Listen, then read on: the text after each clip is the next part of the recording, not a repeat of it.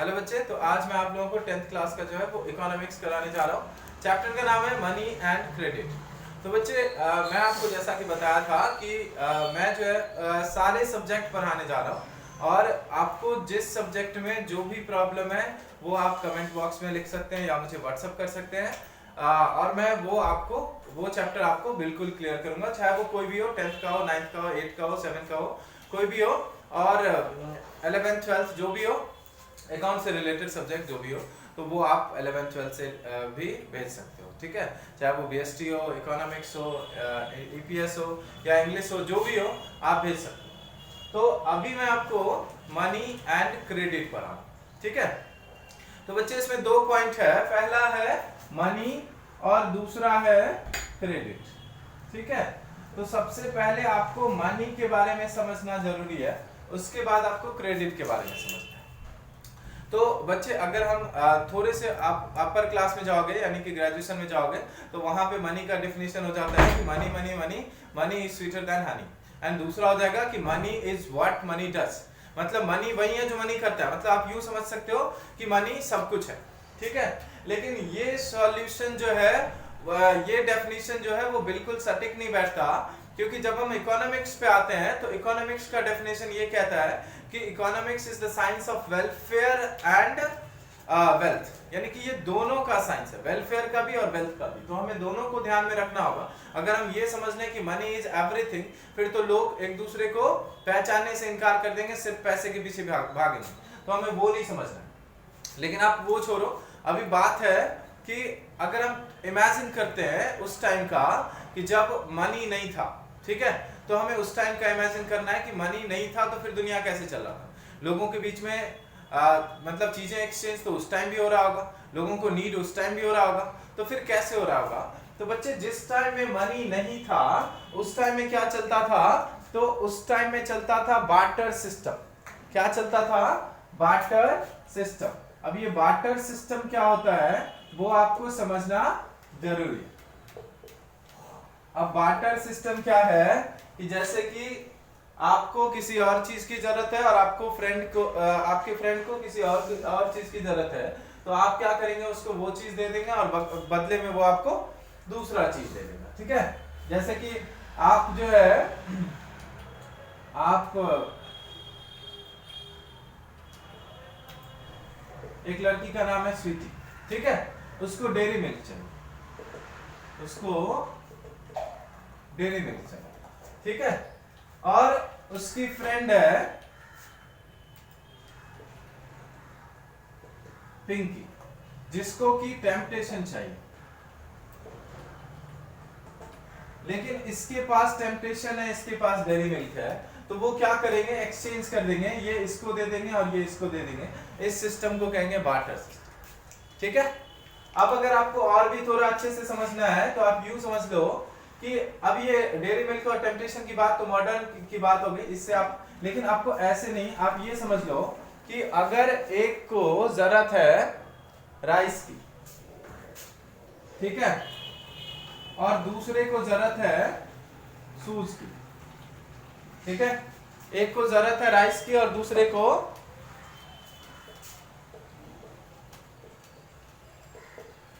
सूज की। ये ए नाम का लड़का है जिसको राइस की जरूरत है, और ये बी नाम की लड़की है जिसको शुगर की जरूरत है, जिसको शुगर की जरूरत है। ठीक है, बी को शुगर चाहिए। अब ए क्या करेगा, जाएगा बी के पास पूछने के लिए कि भैया आपको बहन जी आपको राइस चाहिए, तो ठीक है, ये बहन जी रेडी हो जाएंगी कि ठीक है चलो मुझे राइस दे दो, ठीक है, और ये जाएंगे इसके पास कि भैया जी आपको शुगर चाहिए, तो ये इनको शुगर दे देंगे। तो अब देखो, तो दोनों के बीच में चीजें एक्सचेंज हो गया, तो इसको कहते हैं बार्टर सिस्टम। अब बार्टर सिस्टम में प्रॉब्लम का सामना करना पड़ता था। अब प्रॉब्लम किस तरह का सामना करना पड़ता था वो देखो बच्चे, कि क्या होता था कि अब एक व्यक्ति को गोल्ड चाहिए, ठीक है, एक व्यक्ति को गोल्ड चाहिए और दूसरे को जो है वो राइस चाहिए। ठीक है, पहले को गोल्ड और दूसरे को राइस। मैं यहां लिख रहा हूं राइस और दूसरे को गोल्ड।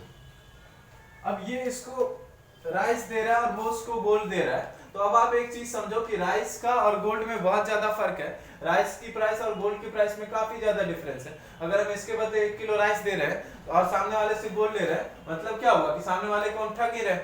तो वहां पे क्या हुआ कि वैल्यूएशन ऑफ मनी नहीं बैठ पाता था बच्चे जी। क्या नहीं बैठ पाता था, आपको समझना है कि वैल्यूएशन ऑफ मनी का वैल्यू जो है वो सही से नहीं बैठ पाता था, कि वैल्यूएशन ऑफ मनी सही से नहीं लग पाता। अब ये वैल्यूएशन ऑफ मनी नहीं लग पाता था तो फिर क्या किया गया कि भाई ऐसे सिस्टम दोबारा परेशान कर रहा था। तो फिर इस तरीके से बार्टर सिस्टम को जो है, इसको ध्यान में रख के लोगों ने बार्टर सिस्टम को खत्म किया।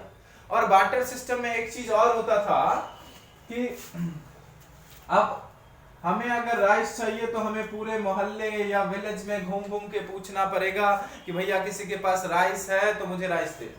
ठीक है, और बदले में मेरे पास क्या है, शूज है, तो मैं उन सबको पूछूंगा तो राइस तो चाहिए मुझे, लेकिन आपको शूज भी लेना पड़ेगा बदले में।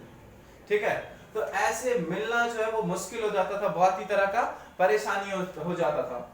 लेकिन इस सिस्टम को कहते थे डबल कोइंसिडेंस ऑफ वंस। क्या कहते थे बच्चे? Double coincidence of wants. यानी कि when both the parties have to agree to sell and buy each other's commodities। अब इसको कैसे लिखोगे? When both the parties, आप इसको, अगर आपको इसका डेफिनेशन लिखना है तो लिखोगे when both the parties have to agree to sell each other's commodities। यानी एक दूसरे का कमोडिटीज परचेज करने का भी और सेल करने के लिए भी रेडी होना पड़ता था, तो उसको कहा जाता था डबल कोइंसिडेंस ऑफ वंस। अब बच्चे कमोडिटीज का वर्ड जो है वो आपको थोड़ा समझ में नहीं आ रहा होगा। तो कमोडिटीज मतलब होता है थिंग्स, वस्तु जिसे कहते हैं। हिंदी में कहते हैं वस्तु, इंग्लिश में कहते हैं थिंग्स, गुड्स भी कहते हैं इसको। ठीक है, अकाउंटिंग लैंग्वेज में इसको गुड्स भी कहा जाता है। ठीक है, तो इसको कहते हैं डबल कोइंसिडेंस ऑफ वंस। अब डबल कोइंसिडेंस ऑफ वंस एक ऐसा क्वेश्चन है बच्चे जो एग्जाम में जो है वो 100% नहीं तो यूं कह सकता हूं कि 90% आने की पॉसिबिलिटी जो है वो है ही। तो आप इसको अपने दिमाग से मिस मत होने देना।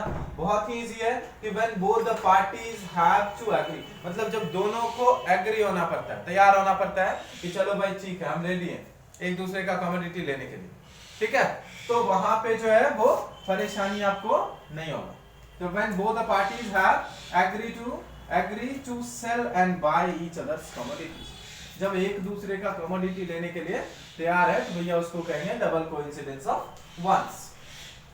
तो अब धीरे धीरे जो है इस मनी वाले सिस्टम को, बार्टर सिस्टम को खत्म किया गया, क्योंकि ऐसे में मैंने कहा कि बहुत ज्यादा परेशानी होगी। तो फिर आया मनी। तो मनी को आप कैसे डिफाइन करेंगे? ठीक है, तो मनी को कहा गया कि money as a medium of exchange, money as a medium of exchange, यानी कि मनी जो है वो एक्सचेंज का काम करता था। It acts as an intermediate, it acts as an intermediate, यानी कि ये दो चीजों के बीच में इंटरमीडिएट का काम करता है। अब जैसे कि मेरे पास शूज है, मैं अपना शूज सेल कर रहा हूं कि 1000 उसका मिला और 1000 में मैं क्या करूंगा, जाके राइस खरीद लूंगा। अब जैसे शूज है मेरे पास, मैं शूज को जाके सेल किया, कितना मिला मुझे 1000 में मैं 20 केजी 20 केजी राइस जाके उठा लूंगा। तो वो यहाँ पे इंटरमीडिएट का काम कौन किया? शूज और राइस के बीच में बच्चे मीडिएटर का काम कौन किया? मनी किया। कौन किया? मनी किया। ठीक है, तो आप यूं समझ गए कि मनी के बारे में बहुत ही इजी था बस थोड़ा सा दिमाग लगाना है कि it acts as an medium of exchange, it acts sorry money as a medium of exchange, it acts as an intermediate and it maintains the valuation. सबसे बड़ी बात है कि ये वैल्यूएशन मेंटेन करता है, सबसे बड़ी बात है कि ये वैल्यूएशन मेंटेन करता है। ठीक है बच्चे, अब बात आती है आगे कि अब मनी किस फॉर्म में चल रहा होगा। ठीक है, आज हम देखते हैं कि मनी का बहुत सारा फॉर्म है, विदाउट मनी भी काम चल जाता है, मतलब गूगल पे, फोन पे, भारत पे, उसके बाद पेटीएम, ये सारे फॉर्म चल रहे हैं। तो फिर हम क्या करते हैं कि सबसे पीछे जाते हैं कि जब ये सब नहीं था, आज मनी जो है वो डिफरेंट डिफरेंट टाइप का दिखता है, लेकिन वैसे तो दो ही फॉर्म में आता है। पहला या तो कॉइंस में आएगा या दूसरा पेपर नोट में। पहला कॉइंस में आएगा या दूसरा पेपर नोट में आएगा। ठीक है, लेकिन अब ये कॉइंस का अलग अलग फॉर्म है। आप अगर बहुत पहले जाओगे, जिस टाइम में इंडो ग्रीक यहाँ पे आए थे, तो उस टाइम में क्या चल रहा था, जिस टाइम में इंडो ग्रीक यहाँ पे आए थे तो उस टाइम में मनी जो है वो गोल्ड के रूप में आता था। किस में आता था बच्चे? गोल्ड में आता। उसके बाद बहुत सारे शासक हुए, जैसे कि मोहम्मद बिन तुगलक हुए, उसके बाद इल्तुतमिश और ये क्या नाम है, पटना के शेरशाह सूरी। तो इन्होंने जो करा वो इन्होंने सिल्वर कॉइंस चलाया। ठीक है, उसके बाद है सिल्वर कॉइंस के बाद जो है वो ब्रॉन्ज आया, उसके बाद जर्मन सिल्वर है। तो आपने साइंस में पढ़ा होगा कि जर्मन सिल्वर का बस नाम जर्मन सिल्वर है, इसमें सिल्वर जो है वो 0% है। ठीक है, तो इस अलग अलग फॉर्म में जो है वो कॉइंस आए। ठीक, और ये पेपर नोट करेंसी आए, और पेपर नोट का तो पता ही है, बस पेपर से प्रिपेयर हो। ठीक है, तो आप यूं चाहो तो इसे लिख भी सकते हो, और नहीं अगर पहले से समझ लिए हो तो बहुत ही समझदार हो। ठीक है, और नहीं समझे हो तो आप समझ सकते हो।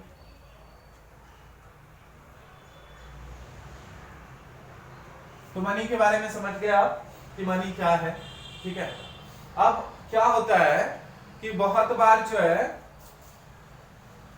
अब मनी में लोग नहीं पे करके, लोग क्या करते हैं, किस में पे करते हैं?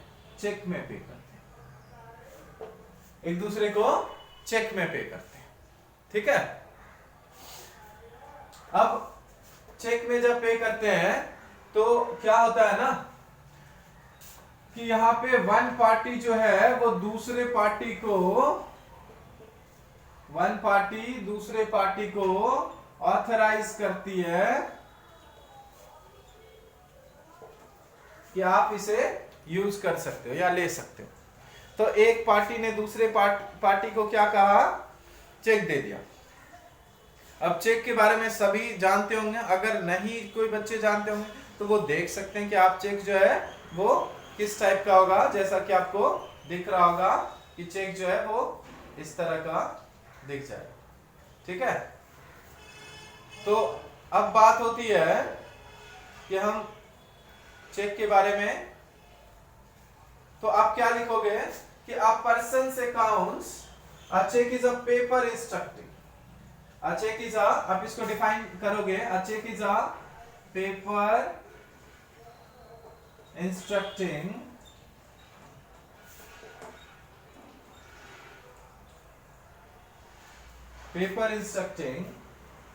the bank to pay a specific amount. The bank, ये बैंक को इंस्ट्रक्शन देता है कि भैया मेरे अकाउंट से दूसरे के अकाउंट में डाल दो। The banks to a specific accounts from the person's account, यानी पर्सन के अकाउंट से दूसरे जो स्पेसिफिक जिसको वो पे करना चाहता है। ठीक है, whose name the check has been issued, जिसका नाम जो है वो चेक पे इशू किया गया है, वो उसको जो है वो क्या देता है? पे कर देता है। तो आप समझ गए कि चेक क्या होता है। अब चेक मैं इसलिए बार बार इस पे फोर्स कर रहा हूं कि भैया जितना इंपॉर्टेंट हमारे लिए, इसमें अभी तक दो बातें आपको जो है एकदम वो कहते हैं ना रामबाण की तरह आपको समझ लेना है। पहला डबल कोइंसिडेंस ऑफ फंड्स और दूसरा चेक। ये दोनों जो है आप यूं समझ लो कि दोनों में से एक जो है वो आने ही आने। ठीक है,